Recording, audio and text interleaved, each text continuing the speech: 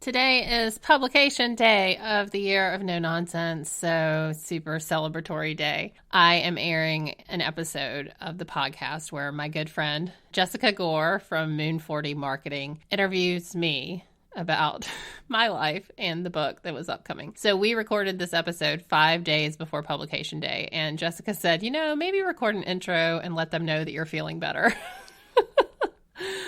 I will say that she said I was a bit of a Debbie Downer in some places on this episode.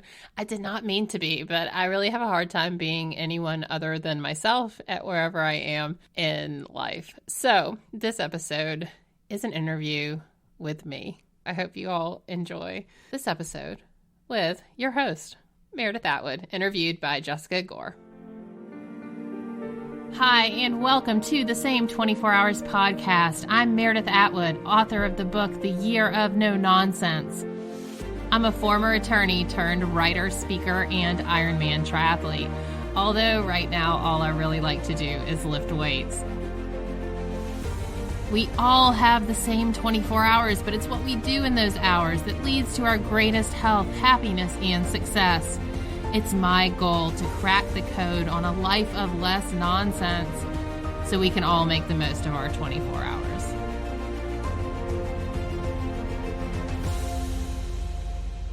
So let's get started. Today's episode is different.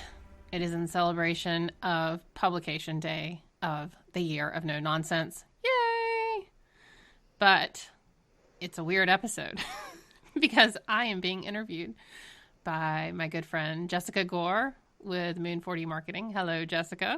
Hi. Since you are in charge of this episode now, I will be quiet. No, so we thought it would be fun. Actually, whose idea was this? Yours. Oh, it was my idea. That's because I'm a narcissist. You are. And all the psychologists go, oh, explain so much. I am not a narcissist. No, she's not. But we did think it would be fun. Actually, I've had a lot of people who said like you should have someone interview you. So this is that's what we're doing. I don't know how to be quiet. Are you nervous?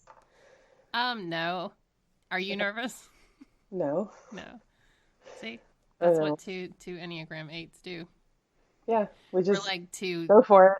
What is it? Two rams like locking horns or like whatever. Clink clink. Let's go. But we said we were going to do this because this is like episode 160. Let's see, I posted one today. This is like episode 167, and I don't know that I've ever done an episode just talking about like how I got to where I am. And so some people who are new to the podcast might not have a clue. So here we go. Yeah. For the record, everybody, she has not heard any of these questions. So this is all on the fly. Yeah. But a little bit about Jessica first. Right. Oh, shucks. So funny story about how I met Jessica. I actually didn't meet her in person until like 2 months ago when she came up to Boston. But I remember I was sitting at the pool this summer and I get an email from someone who says like, basically, you need website help. Our friend Amelia, right? Amelia? Yeah. Did I make up her name? Yeah, that's right. For some reason, I was like in my head, I was like, Amelia, that's not right. And then I'm like basic lifter bot. Yep. That's all I can see. But our friend Amelia said, I might could help you. And I'm like, what the hell? I know my website sucks, but whatever. I get like emails all the time about let me help you with your SEO and your website. So anyway, I talked to Jessica at the pool. I remember I was at the pool and she's like, I can help you. Your website sucks. And I'm like, whatever. And I did not say it sucks. I said it did not match the quality of content that you were producing. And that is a very different way of wording something. But anyway, I remember like for the first time in my life, like just shutting someone down. I was like, yeah, I'm not interested. No, I don't think you can help me. I'm not paying for anything. Yeah. She was like, yeah. I've redone everything like every single year. So whatever. It was kind of like somebody that had been on like bad blind dates for like years. And then like a good person comes along and she's like, yeah, no. Yeah. I wasn't having it. Like she was not having it. I was like, okay. Not having it. And I felt so like proud of myself for standing up for myself. And then I felt bad. And then Jessica was like, well, no, like I can really help you. And I'm like, okay, I'll just be nice now. Fine. And then like within 2 weeks, I had like a complete rebrand of my website and my podcast and new logos and everything was amazing because number one, Jessica not only does great work, but she does it at Meredith pace. You. And that is Curse. critical that you can move and think as fast as is going on in my head. So for anyone, that's the advertising for Jessica. Moon 40 marketing, she really Don't does. set the Meredith pace expectation for everybody. Okay. She moves like, a slow I am glacier. fast. She moves like a glacier, but seriously, exceptional work, and I'm thrilled that you're in my life. So thank you, Jessica. And thank you. There's your little pre-podcast ad. Yeah, I appreciate that. Yeah. All right, so let's jump right in. Yeah, so I was going to ask you this before, but I want to ask you while we're recording, how are you doing? So it's 5 days out. Can you believe that? This will air on Pub Day, but yeah, like as of now, it's 5 days out. I am not good. And you know that. Like you can sense it. Your texts have been a little erratic. Like yeah. a lot of emojis. It's like when I have no energy for words. I'm like, yeah. You know what's What funny? are you feeling though? Like, are you anxious? Are you excited? Are you like all the above? Are you? I am not even remotely excited, and I know that's a terrible thing to be. But I think it's because it's just like Brene Brown talks about Brene, we're on a first name basis, me and Brene. Well, just like Dr. Brene Brown talks about a vulnerability hangover. That's what I feel like. I feel like I've been with this book for 2 years, which I have, and I'm used to it. It's like I'm hanging out with it, but now everyone else is about to hang out with it, and it's freaking me out. So you think and you've read it. I mean, you think the hangover would come like after the book is out, though? I mean, I think that would make more sense. Just thinking of hangovers. Yeah, I mean, I think it would make more sense if there was like after it comes out, I feel that way. But then I think that's going to be a different emotion because then the reviews start and the comments and the people that hate it come out and the people that love it come out and or it's just like, God forbid, silent. and then the expectation that, people have to read the book and that takes time, and publication day just means that a lot of people get the book. It doesn't even mean, and then some people aren't even getting it till after Christmas now, which means my distribution channels which is great. It just means that the warehouses don't have as many as they thought. It's a great problem to have. So, but I don't know. I didn't feel this way about the triathlon book. I think because 1, it's a different subject. 2, it had already been out there before. Yeah. And it was so heavily read and edited that I wasn't worried about it. But I feel very nervous. Okay. I was nervous. I mean, I mean, you've read it. What should I feel? Proud. Oh, you really mean that? Absolutely. So I was one of the first people to read it.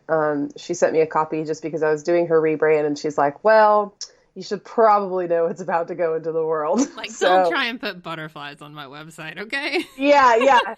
No pink and purple. Here's the book. Go to town. Right. So I actually read it really quickly, and probably like in a day or two. And which I actually don't recommend if you're really reading it. I'm going to read it again with the paper copy and actually like go through it again. But I remember reading it and like every single chapter was like, oh, this person needs this book. Oh, ooh, yeah. Ooh, that person needs this book. They might be offended if I give them this book, but I'm going to get it for them anyways. Like, 'cause it was like all of these things and in my life too. I mean, I'm not, pointing fingers at people in my life, but it was definitely like oh my God, like this is going to strike a chord with so many people. And because there's a bunch of different topics for each chapter, each chapter is a different focus. I think that even if one doesn't resound with you, one is very strongly going to resound with you.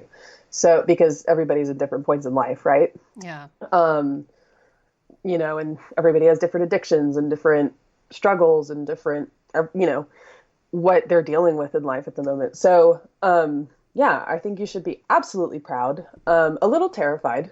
See, that is what every single person says. A little bit, but that's good though. I mean, so we've talked about this. She and I have talked about this privately, like about the stuff that is in the book that is personal. And actually, it was when we met, remember? And she was like, "I talk about oh, I don't know if I can say it. It's in your book. The You can say it. okay, the inverted nipples thing." The nipples. Spoiler alert, there's a thing Spoiler alert. The it's hashtag throughout the inverted whole nipples. book. Actually, it's in like the first and last chapter. Right. And she was like, "But I talk about inverted nipples," and I was like, "Yes, so what? Like everybody has their shit, you know? Right. Like if anything, it's the most relatable thing that I had read because then I'm thinking to when I was a kid and I had, crazy misconceptions about body parts and Right. how relationships work. I mean, you name it, everybody has that embarrassing thing. So I think that on some level, it's kind of amazing that you did that because it just, kind of gives credibility to you are a very human person and we are all of those inverted nipple people, Like, Well, I really kept expecting, like, every time I got the manuscript back from my editor, I really expected that story to get hacked. And it never, it's like the lone survivor. that's funny. Like, new Oh, stories came in, some went out, but like the nipple story always, it's like almost the book kind of rotated around it, no pun intended. Yeah, so yeah, it's in there to stay. wish you were a fly on the wall in that like board meeting, like, so What do inverted we do with nipples these just nipples? talking about. Yay or nay? Let's take Yeah. a vote. So that actually leads me to my first official question. Yeah. What are things that you edited out of the book? Well, that's why they're out, so we don't discuss them. Okay. No, I edited out very heavily specific stories about my trauma and my childhood and things that I thought would hurt people. Even though they were perfectly legit stories to tell and my experience with them was real, and the pain that emerged and the alcohol that was drank because of them, and like literally probably some of the sources of my trauma. Yeah. I pulled them out in the 11th hour, mind you. Oh, They all made it. Well, so it's really interesting. So I started writing The Year of No Nonsense at the end of 2017, and I did not uncover like what I call the primal wound. yeah.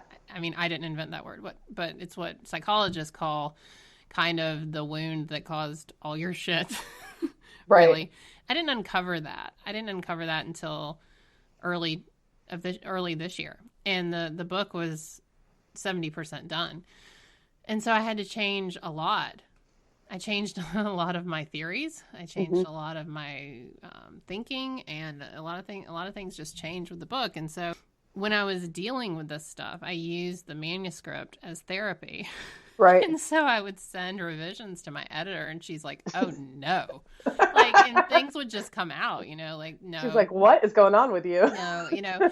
And it's funny because the book, and I don't know if this is some sort of breach of contract, me talking about this particular thing, but the book that they purchased, the one that I pitched them, they said, "Yeah, go write that book," is not the book that this is today. It changed drastically. And about halfway through writing it, I sent it to my editor and I said, "So, yeah, it's not this at all." And she's like, "Oh no." Like, what have you done? And I said, "Well, just look at it and let me know if it's really off base, and I'll try and, go back to the original." And so she looked at it and said, "No, no, keep going. This is what you need to write." And so that was before the trauma. Yeah. And so then it actually went another layer. So I actually like screwed them over several times. But then like for the good, like I think the book we ended up with was better than any book that I would have written at the end of 2017. And so, but it's really interesting to go through like an evolution of your life Yeah. while you're trying to write a self-help book for other people and yourself. Like Right. it was really one of the hardest things I've ever done. But the things that got left out. So I wrote, and a lot of people will tell you this if you want to be a writer, to writing and editing are two different things. You never edit while you write. Hmm. You just write. and then later you edit.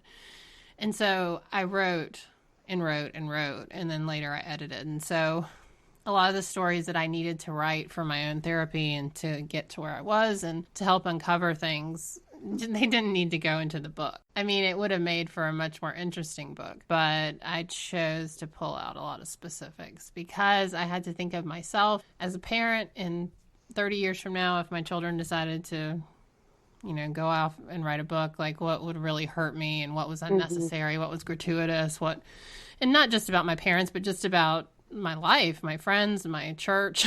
Yeah. I mean, there's a whole bunch of them. The question I asked was, will this story or will this statement actually help anyone? Or is this a zinger? Is this me proving a point? Is this hard, And so it's the same way I kind of blog now. I just try to be more careful. But I'm sure I'm still going to piss people off. Since I've known you, I have learned, and you were just talking about writing and writing and writing and kind of like writing out your truth, basically, for lack of better words. Yeah. Why are you such a huge supporter of journaling and writing? Journaling helps maintain some sort of mental stability. And I think that because when things are pinging around in your head, when you're just thinking and mulling things over and they're just spinning around in circles in your head, like that can actually drive you crazy. Yeah. Like I genuinely believe that, and for me, it comes right upon waking, the insanity starts. It's just, oh my God, the things I need to do today, the people I hate today, the people I like, it's just like the list begins immediately when I wake up. And so I started following Julia Cameron's morning pages. I guess it's probably been 2 years, maybe a year and a half ago, which you just wake up and you write stream of consciousness for 10 minutes, or I think she says 3 pages, but pages are subjective. So yeah, I try and say 10 minutes, but it's probably more like 20 or 30.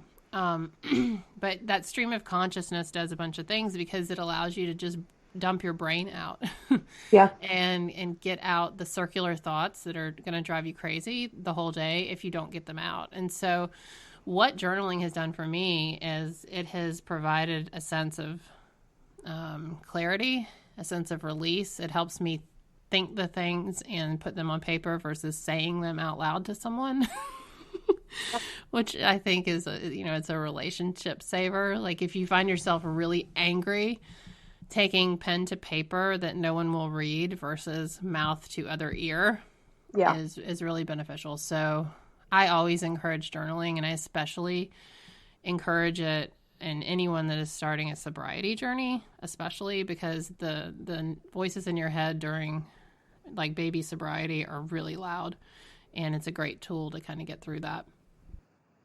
So I will add to that. So I have never journaled consistently, at least in my entire life. And you had mentioned morning pages. Other podcasts had mentioned morning pages, and I was like, "What the hell is morning pages?"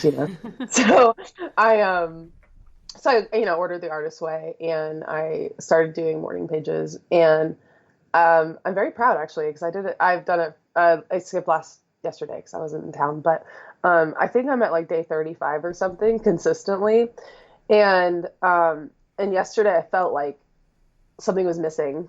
Like I hadn't had that time to myself, and I fit it into my routine. And I will say for anybody out there, like you end up writing words and sentences that you never thought were inside of you. Mm-hmm. And it is insane. Like, I don't know another word, like uncovering things that you didn't know were down there or emotions you never thought you had. And some of it's just total BS, like blah, blah, blah, this is on the TV, because you have to keep writing. But then, right. Every couple days there's just something. And anyways, I highly encourage it. It's pretty amazing. It's like the only place you can get away with like hyperbole, like extreme, statements on the earth and world. And you can just say everything is always broken. And you're like, yes, it is. Everything is always broken in my brokenness. There's a therapist across from you to say like, wow, that was really depressing, Jessica. You can talk about your brokenness. I think I talk about being free. Like I'm stuck on my lack of freedom, like a broken record. And so everything comes back to the word freedom. So you would think like, oh my God, this is like Braveheart. What do you Like, mean your what lack is of, going what do you mean your on? lack of freedom? From a from a very young age, I was controlled. Like just every freaking thing about my life Mhm. had a thumb of a parent on it. Like I had no freedom, none. And even after I was married and in college, there was still no freedom for me. And a lot of that I realize now is my fault. Yeah. But when you are like trapped your whole life, you don't know that you have freedom as an option. And so now, even though I'm married with kids and I run my own life, I perceive anything that is an obligation as being trapped. So everything is like trapping me, even though I chose most of these trappings and this is the life I've created. And it's not a bad life and I'm not ungrateful for it. But my first instinct when I'm upset is, well, I'm just trapped. I'm trapped. And so when I get going on my morning pages, it's all about freedom. Like even right now, my room is trashed because there's laundry, the bed's not made, and I have the curtains pulled or the shades pulled down because when I record podcasts, it's like one less, reflective surface to bounce sound off of. And so I'm sitting here, I'm like, even in this room, I'm trapped because I'm like behind my sound screen and the laundry is behind me. And, so when I do my morning pages, it's always about freedom. And so then I have to talk about, but you're not trapped, and then ask myself what's really going on. Right. Which I think is very powerful because if you have this, and this comes up in the year of no nonsense, like if you have this recurring theme in your life, that's called a core belief. And that core belief impacts a lot of your actions and your habits and your addictions and everything else. And so I've long known that I've felt trapped. And so that's one of my core beliefs, and I'm trapped, but I'm not. I have complete and utter freedom. That's the thing I have to work on. I have to work on, okay, what does it mean to be free and that kind of stuff. But that comes out a lot in the morning pages. It's just like freedom. Yeah. And some of those, the Artist Way actually also has questions to do every week that are very pressing. See, I haven't done that. Oh man. So like the first week alone is like, if you had 5 alternate lives to leave, what would you be? What would your lives look like? That's hard. I'm not doing that. I'm not asking you right now. I'm just telling you. And then another one is if you had address a creative monster in your life, like who is somebody in your life that told you not to be creative? Who is that? And write a letter to that person. And wow. Yeah, it's tough. It's really tough. I have that book, but I never read it. Like I just looked at her video on morning pages, and that's cheater. That's what I do. And I'm glad I didn't now because oh my God, 5 alternate lives for someone who struggles with the concept of freedom. I'm just gonna pick one and take it. You know what I mean? I'll be like, oh, life 3 sounds good. See you guys. Spoiler alert, in week 2 you have to come up with 5 more. So there's 10 total. Gosh. Are these are like 5 lives that you would want to live or just like creative lives so you can then write a story about them? No, like for instance, like for me, I don't remember all of them, but it was like if you could pick 5 alternate lives, what would they be? If you could go back and do it all again, or if you could imagine yourself doing something else. So like mine was like a travel photographer. Like, hello, that'd be amazing. With your lesbian best friend Meredith, who would also love to be a travel photographer. I mean, I guess in our alternate universe we don't have to be lesbians. But... yeah, I don't know where that came from. We can be. That's fine. I don't care.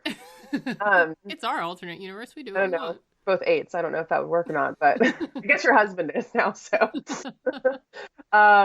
like a bookstore owner or like a coffee shop owner. I would love to own a clothing line. I mean, there's just all kinds of stuff, like how you could envision yourself. And it's actually, I don't know if it's more helpful than hurtful, because then you just look at your current life and you're like, this sucks. That's what I'm saying. I would just look at that. And, I mean, now you tell me there's 10 of them. I mean, I would just look at like, oh, well, look at these 10 lives I should have. Freedom. I'm out of here. Like, all right. Well, now that you're thinking about it, what's one of them? So I've always had like my number one just dream life was to be a journalist in New York. Oh, like period. okay. And so every time I go to New York, I'm like, I'm not leaving. Yeah. Like, I'm just going to go find a 100 square foot apartment and get a table and I'll sleep on the floor. And like, it's fine. You feel like an Like, intern again. I mean, so for me, that's always, well, here's the thing too. I have actually never lived alone in my life. Oh, And fortunate. I really struggle with that. I went straight from my parents' house to college with a roommate and then to an apartment with a roommate. And then I got married. Mm. So I really regret that I have never lived alone. That was actually one of my questions. What do you have any regrets in life? And Yes, I have a ton of regrets. This podcast is not long enough. Yeah, I that's a have a pretty solid ton. one though, not living by yourself. Yeah, it is. It's huge. Yep. It's a huge regret. It doesn't necessarily mean that I wouldn't have made the same choices, but the fact that I didn't know that I had the option to be free, to live by myself, to not get married at 21. Right. And it's not to say that I wouldn't have married the man I did. I think there's a high probability that no matter what I would have chosen to do, whether move to New York or live alone or live with him or whatever, there's a high probability we would have still gotten married. I just think we probably would have at that space and time.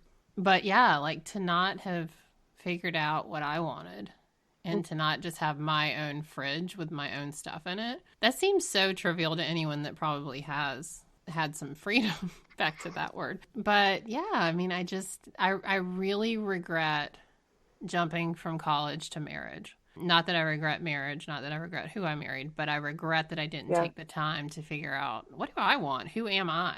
I won't get on my soapbox about that, but I really do think that people should experience their 20s. I like, as somebody that got married late in life, I can't imagine have gotten married that young because Yeah. of who I am at 21 versus 31 is completely night and day.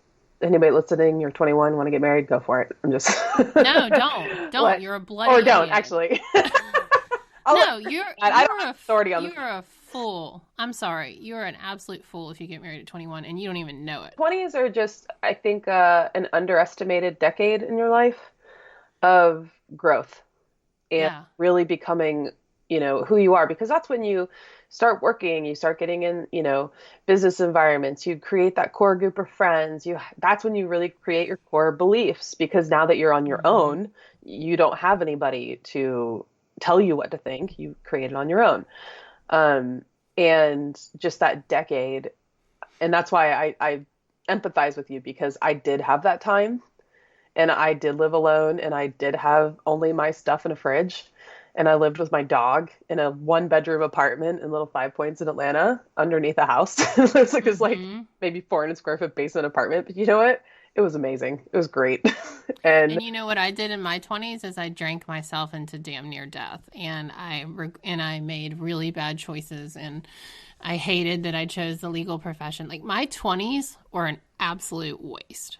yeah, They were a waste from the time I had my son at 27. I mean, I say that life changed once I had him. But like 20 to 27, hmm, like I could just literally take a scalpel, cut that out of my life and throw it away and be like nothing missed. but Isn't that sad though? Like no, how no, no, no. Okay, we need to turn this a little bit more positive. I'm the positive one in this relationship, everybody. I'm just gonna throw that out there. everyone's I like, man, Meredith's a bummer. Good Yeah, thing she's you are not being a usually. bummer. Stop being a bummer. It's part of my job too, is just like keeping her like happy and optimistic. I'm hyper I want optimistic. to talk about my darkness. And she's like, turn it No on. one lets me talk about my darkness. Um, so yeah, let's turn that around. And But for real though, like how many people yeah, I'm not fit. have that, you know, like regret that then becomes who they are in life. And Right. it's not, I turned it around, That's but okay. it could So have, it where could you have, are now though, yeah. like okay, you're like, I would take a scalpel and cut that out of my life. But where you are now is because of that. Right. So shouldn't you be grateful for that? Ah, the ever Just amazing question grateful? of shouldn't you be grateful? Yeah, no, and I am. Right now. Well, here's the thing about that question. I think that question, like, shouldn't you be grateful, is such a double-edged sword. It is. It really is. And there's no good answer. Because, like, of course I'm grateful. Yeah. Of course I'm grateful for where I am.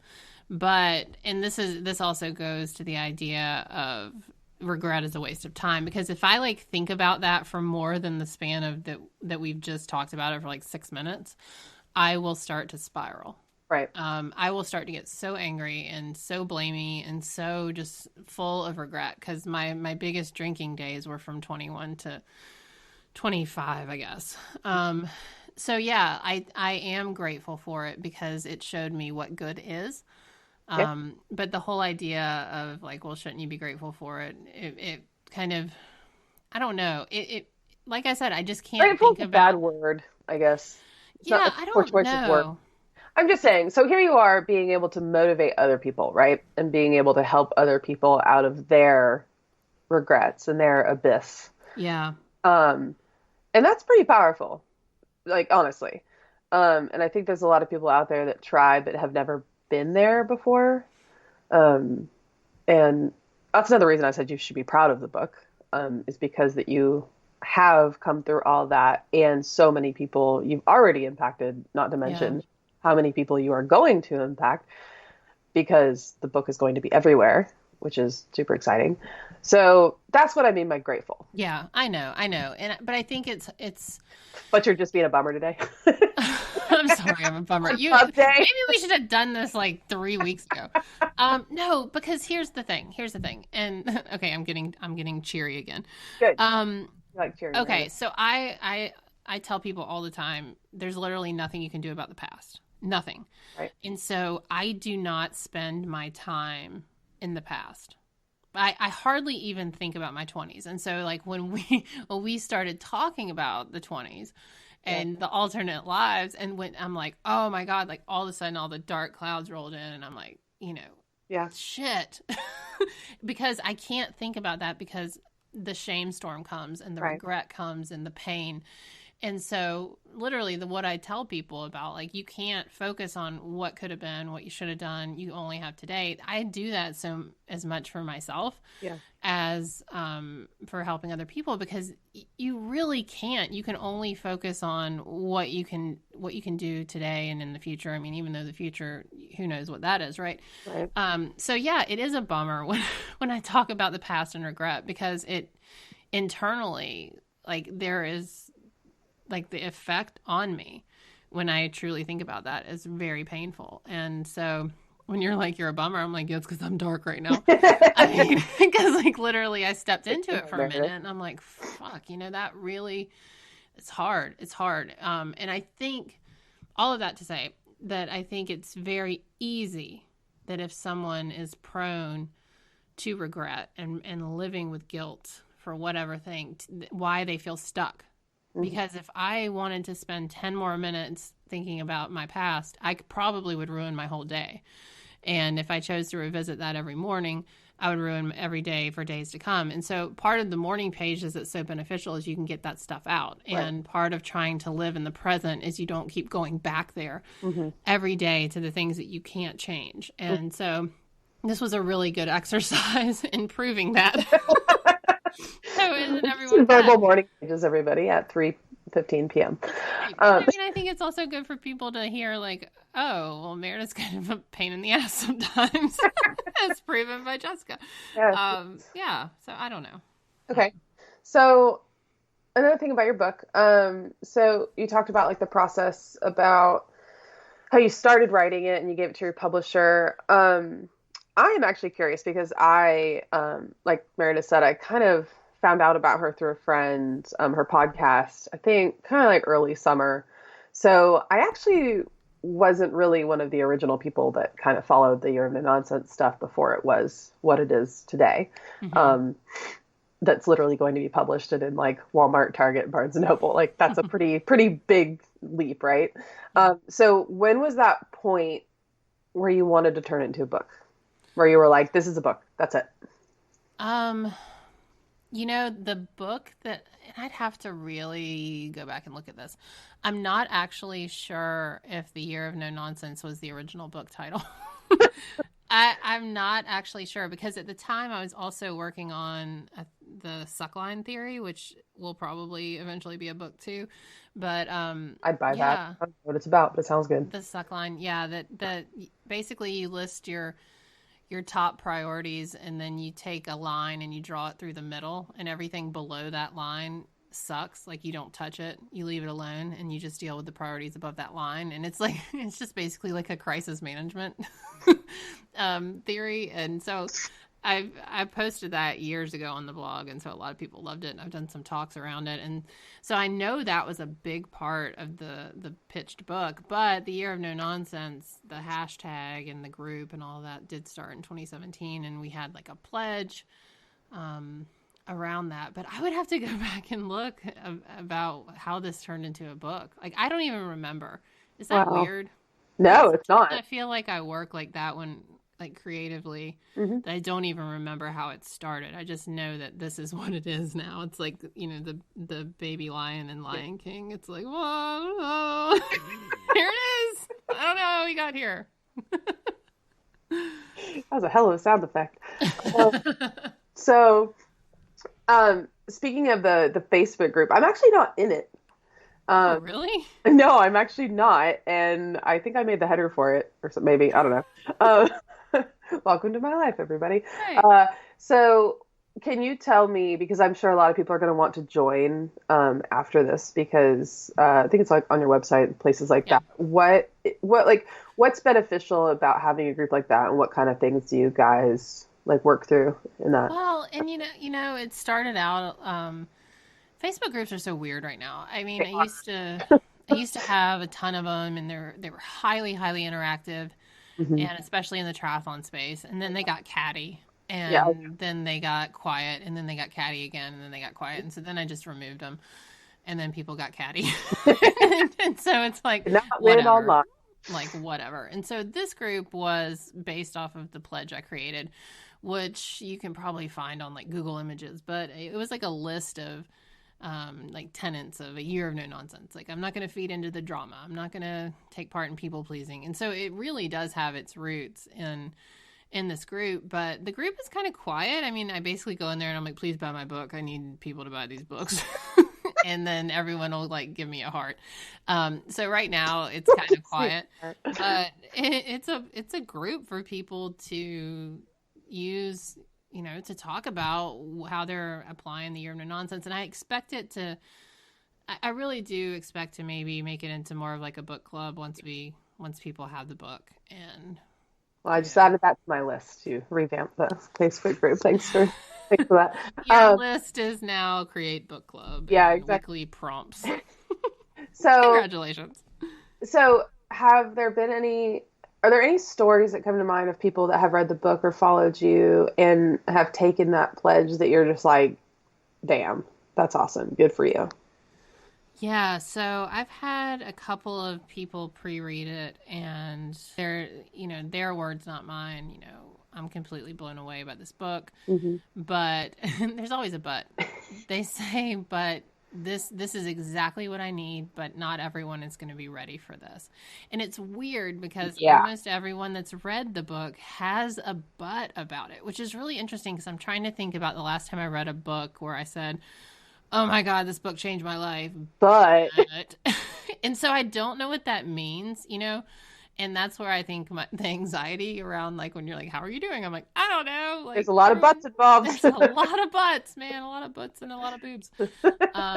Inverted nipples. See? A lot of inverted Brought it back. nipples. Brought it back. I know. So that's the thing. Like, I feel like the people that have said, oh my gosh, this book has changed my life already. Right. You have changed my life already.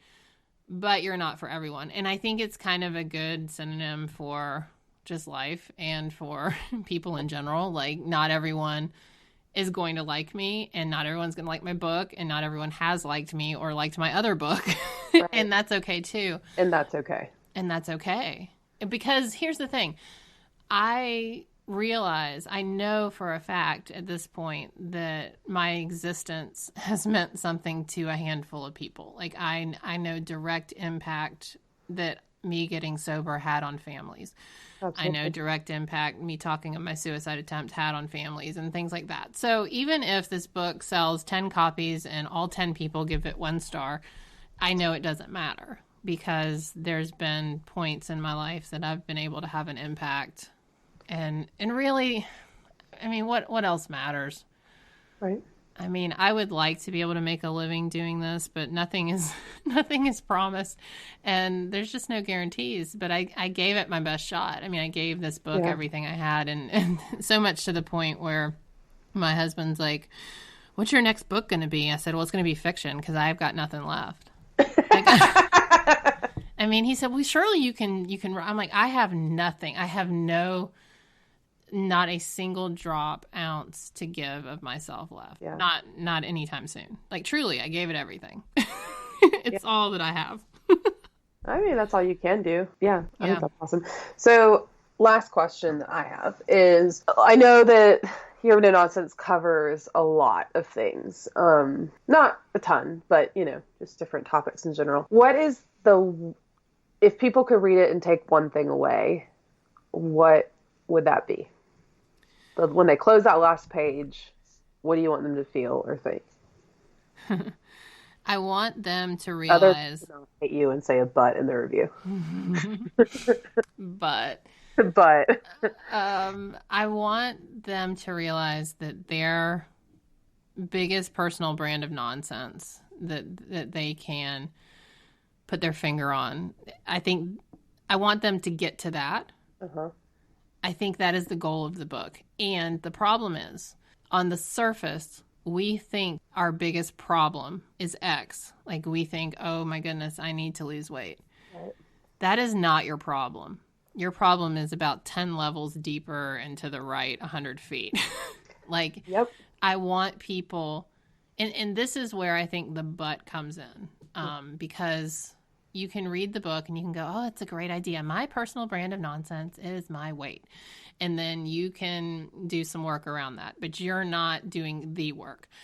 And that's where the but comes in, because not everyone wants to do that. Not everyone wants to look back or look forward and face their shit and face their family shit and face their habits.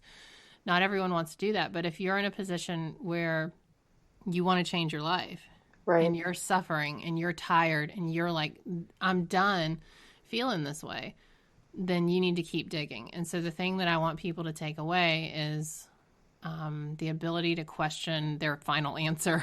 Like, right, when you say, this is my biggest suffering, this is the thing causing me the most pain, and when you read the book, you'll have more of an idea what I'm talking about. I want you to keep questioning that and keep peeling and keep asking until you get to the answer, because when you get to the answer, you're going to know it. And then your whole life will change. Your whole ability to literally change direction, to take charge of your emotions, to enhance your relationships will change. But unless you dig deep enough, you won't get there. And it's no fun. And that's why I think people are like, oh, but the book, I don't know if I want to recommend it because it's like a good book, but oh, I don't know, it's hard work. The best example of that, I remember reading it when I went through it. It was a part about, you were just mentioning losing weight, and it's like, I need to lose weight. And then you like peel the onion back and it's like, well, I don't work out because I don't have time. I don't have time because I just keep myself busy. And I keep myself busy because I don't want to sit down because that makes me feel things. And I don't want to feel things because I don't feel like I'm able to be loved. And it's like, okay, that's why you don't work out. Like, right. It went down and down, like even further. And I just remember like stopping at that point. And that was the moment where I was like, wow, this is going to hit people hard. Because I think the example that I appeal to, and this was just an example, but it starts with the weight. Because you say, what is the biggest what is the biggest brand of nonsense in my life right now? And for me, I would say, oh, it's my weight. Right. And so then I would ask myself the question, like, okay, well, why am I overweight? Well, it's because I don't exercise. Well, why don't I exercise? I don't exercise because I don't have enough time. Why don't I have enough time? Well, it's because I'm stuck in this job with these kids and this Yeah. husband, and like, well, are you really stuck in this job? Well, no, but, and you keep asking yourself, Mhm. asking and asking, and then you're like, well, marriage is a prison. I'm stuck and marriage is a prison. Well, is marriage really a prison? Are you stuck here? No. But it feels like a prison because growing up, my parents' marriage was scary, and that marriage made me think that marriage was a prison. And then you just keep like asking those kind of crazy inquiries. And then you get down to the fact that you were just scared as a child because your home wasn't safe. And then you're like, oh my God, holy crap, there's the root of my issue. That's why I'm terrified. That's why I don't trust anyone. That's why I continue to eat and think I don't have to. And then you can trace it right back up to the presenting problem, which is the 20 pounds of weight gain. Right. And not everyone wants to peel, and I call that's the truth onion that anyone's been following. That's what I call the truth onion, that most of us spend the vast majority of our time on the slippery or the crunchy outer skin. Like, we're not even peeling to the first slippery layer. But once you get to that like stinky putrid core, like as horrible as it feels at first, then you're like, this is it. This is the core of the truth, of my fear, of my problems, of my addictions. And now I can begin to build my life. And that's where I think the big but with the book comes in, because a lot of people are going to be like, nope, not doing that. Not peeling that. I'm not going there. And that's fine. But the thing about it, I feel like the book, like I feel like the people that throw the book down and are like, no, that they're going to put it on their shelf and then they're going to dig it out in a year, or they're going to dig it out in 2 years. And it's all about when you're ready, you're ready. Yeah. Yeah. Yeah. I don't think stuff like that gets out of your head once you read it. And there's a lot of stuff in your book that's like that. Like, even just the example we're talking about, I literally I tell myself that if I'm feeling something, like, it can be stupid, like, I don't want to do the dishes. And it's like, why? And then I'm like, channel Meredith in my head, why don't you want to do the dishes? Is it because your mom made you do the dishes? And then it's like this cycle. And then I'm like, oh my God, it's just the dishes, It's just the dishes. Yeah. But is it? But is it? Exactly. But is it? I mean, the thing as simple as having a clean bedroom goes back to the fact that I was expected to keep my bedroom clean, and I'm just not going to do it now. And I know where it comes from. Yep. But then I have a really great satisfaction when I do, because then I'm like, oh, I'm not a slob. But the rebellion is real. I mean, it's real. No, we're all a bunch of 8-year-olds. Or just 8s. Or just 8. It's just 8s. So yeah, that's all of my questions. There were some more. See how easy it is to fill almost an hour? Yeah, it is. I mean, we could talk forever, so. It's true. It's true. And you just talk a lot because you're a narcissist. Ayo. I'm a narcissist. I'm just kidding. Everybody, she's really not. It's like a long-running joke that somebody called her a narcissist a long time ago. So now she just kind of like playfully owns it. But she really is not. But I think on some level, to put yourself out there and believe in yourself, you do have to have some level of narcissism, I guess. I have to wonder, like, but I don't know. I think about that a lot. If it's really I believe in myself, or if I just don't at all, and I hope someone else does. That way someone will be like, you're great. And I'll be like, oh, thank God. Thank you. Please keep telling me. Keep telling me. Someone else tell me they like me, because I don't like me. That's super fair. I think there's a healthy level, and I think that you are the healthy. So I don't know, though. I mean, who's to say that what I'm doing makes any sense? I don't know. I think we're about to find out. Yeah, we are. You are. Yeah, it's true. And, that's the funny thing.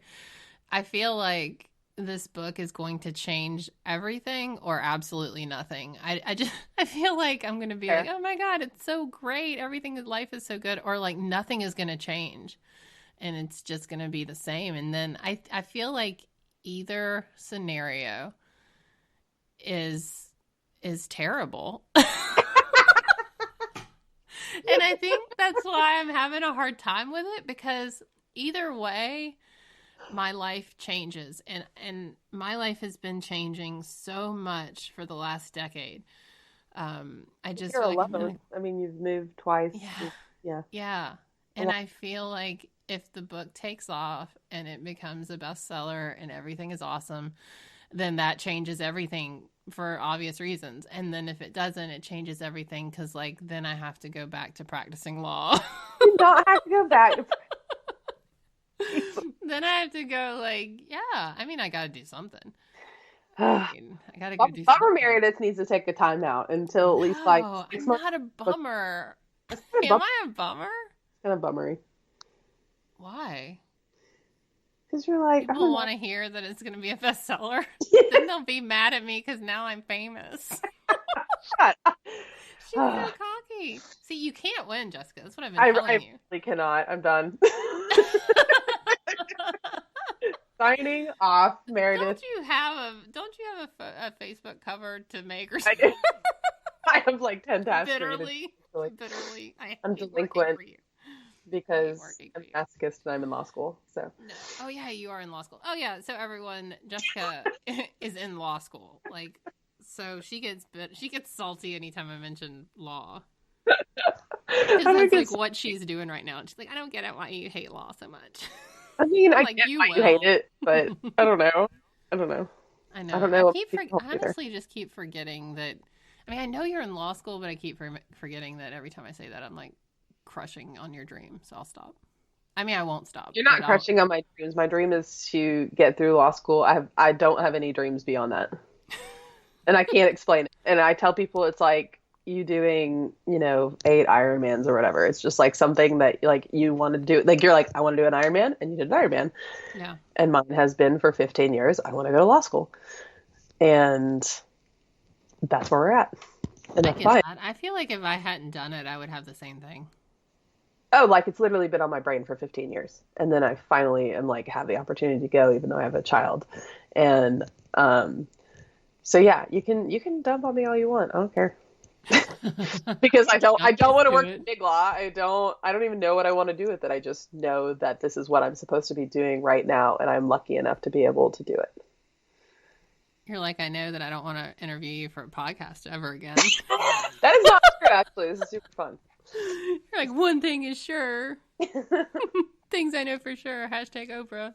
Yeah. Well, thank you, Jessica. You're welcome. Look forward to your next demanding email. I'm just kidding. She's not demanding, but she is very to the point. But that's how I communicate too. Oh my God, but don't you prefer that? Oh, absolutely. Okay. Absolutely. Yeah, I know. People send me like fluffy emails and I'm like, oh my God, get to the point. Like, what do you want from me? What do I need to do? And when does it need to be done? I just started in the subject. I'm like, hey, and then continue it in the email, and that's it. Nope, that's all I need. That's all I need. I appreciate the brevity. I really do. And good luck to you on Pub Day. And I'll be in Boston on Pub Day. I'm so excited. For anyone that's listening today on December 17th, I will be at Brookline Booksmith tonight, 7 p.m. So head on over if you're in Boston. And go buy the book everywhere. And if they don't have it, ask for it. Because, that's right. Yeah, I'm really excited for you. I'm proud of you. I appreciate your help on everything. Making me look as narcissistic as possible. That's my new tagline. Making people look as narcissistic as possible. All right. Bye. Bye. Thank you for joining me on this episode of The Same 24 Hours. Remember to rate, review, and share this podcast. It really matters. I appreciate it. See you next time.